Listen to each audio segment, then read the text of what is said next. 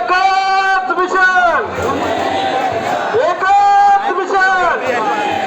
अरे कोण म्हणतोय देत नाही?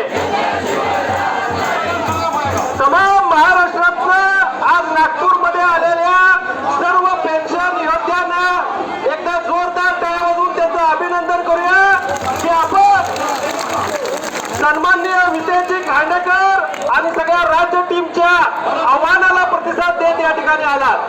आपल्याला माहित आहे गेली 10 वर्ष दर डिसेंबरला आपण या ठिकाणी येतोय आणि दर डिसेंबरला येताना इथनं काही ना काही आपण घेऊन गेलो आणि आपल्याला हा विश्वास आपल्या नेतृत्वाने मिळवून दिलेला आहे आणि महाराष्ट्र राज्य जुनी पेन्शन संघटनेनं मिळवून दिलेला आहे. ही जी टोपी तुमच्या माझ्या डोक्यावर आहे ही पेन्शनची टोपी अनेकांच्या घराचा आधार म्हणून ठरलेले आहे.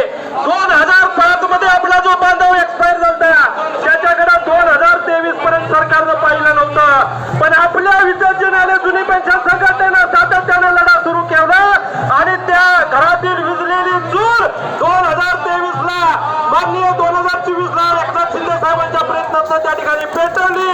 त्याबद्दल आपलं यशस्वी नेतृत्व करणाऱ्या नेतृत्वाला आपण एकदा जोरदार टाळ्याची वंदना दिली पाहिजे.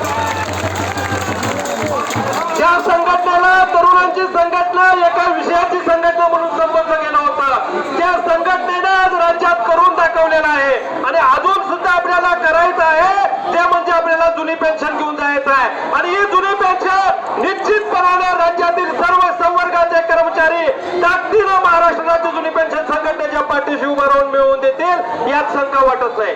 आजच्या या आंदोलनाच्या निमित्तानं आपण मायबाप सरकारला सांगायचं आहे आज ही जी कर्मचाऱ्यांचा आक्रोश आहे गेली 10 वर्ष तो रस्त्यावर उतरतोय आपल्याकडे येतोय आपण काहीतरी देताय आणि इथं परत पाठवताय, पण या कर्मचाऱ्यांचं मूळचं दुखणं काय आहे? या कर्मचाऱ्यांना पाहिजे ती जुनी पेन्शन योजना आणि तुम्ही जीपीएस आणली यूपीएस आणली आम्हाला आमच्या कपातीवर आधारित कोणतीही पेन्शन नको आहे.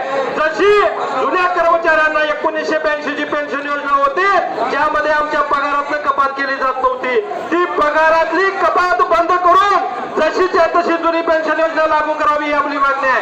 हीच आहे का मागणी? जरा जोरात आवाज येऊ दे. या ठिकाणी आपले नेते सन्मान्य जानकर साहेब या ठिकाणी माजी दुग्ध विकास मंत्री जानकर साहेब या ठिकाणी आलेले आहेत. त्यांचं जोरदार टाळ्या वाजवून आपण स्वागत करूया आणि जानकर साहेबांना या ठिकाणी आम्ही पुढे बोलवतोय. बघा या जुन्या पेन्शनच्या मागणीसाठी आपण रस्त्यावर उतरलो सातत्याने संघर्ष करतोय. आपण सगळे सरकारचा हिस्साच आहोत. त्यावेळी आपले जे पालक आहेत ते जे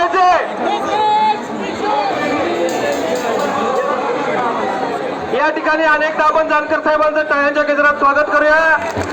मोर्चाच्या निमित्तानं मी महाराष्ट्र सरकारला आदरणीय देवाभाऊंना विनंती करतोय की आमच्या कर्मचाऱ्यांचं दुखणं आपण समजून घ्यावं आणि आम्हा सर्वांना एक गोड बातमी देत जुनी पेन्शन योजना जशीच्या तशी लागू करण्याची घोषणा विधान भवनात करावी अशी विनंती या निमित्तानं करतो आणि या ठिकाणी मला मनोगत व्यक्त करण्याची संधी संयोजकांनी दिली त्याबद्दल आभार व्यक्त करतो आणि जाता जाता सगळ्या नेतृत्वाला विनंती करतो आज इथं बसलेली सगळी मंडळी जिल्ह्यात सगळे काम करणारे पेन्शन येतात जे स्टेजवर येत आहेत पण मागे राहत आहेत ज्यांचं बोलून झालंय माझ्या सहित सगळ्यांनी बोलून झालं की स्टेज सोडावं आणि खाली जावं कारण आपल्या इतर लोकांना सुद्धा संधी देणं गरजेचं आहे. पुन्हा एकदा विकास भाऊ तू मागे बढो.